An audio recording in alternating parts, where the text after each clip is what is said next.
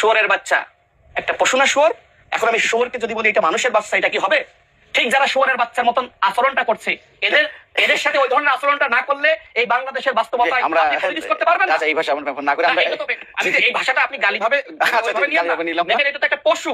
আমি সেটাই বললাম যে এই যে শুয়োরের বাচ্চা রাস্তা দিয়ে হেঁটে যাচ্ছে, এখন ওইটাকে আমি যদি দেখি যে ওটা মানুষের বাচ্চা হেঁটে যাচ্ছে, এটা কি হবে? ওটা তো শুয়োরের বাচ্চা। ঠিক আছে, আমরা দেখছি শুয়োরের বাচ্চার মতো আমরা এই ধরনের ভাষা এখানে প্রয়োগ না করি। কিন্তু বলে না, ঠিক আছে যে শুয়োর একটা পশু। না তারপর আপনি মানুষ হয়ে কেন পশুর মতো ঠিক আছে, আচরণ? মানুষ হয়ে কেন আপনি পশুর মতো আচরণ করবেন? আপনি মানুষের মতো আচরণ করেন, যাতে করে আমি বলতে পারি এই যে মানুষের বাচ্চাগুলো হেঁটে যাচ্ছে। কিন্তু আপনি যদি এই টক শোতে আমাকে গালিগালাজ করেন, আপনি যদি বিএনপি সরকারকে গালিগালাজ করেন, আপনি যদি মাননীয় প্রধানমন্ত্রীকে হাত ভেঙে দেওয়ার হুমকি দেন, তাহলে কি হবে বলেন? প্রতিক্রিয়া তো যারা রাজনীতি করে তারা তো দেখাতে চাইবেই।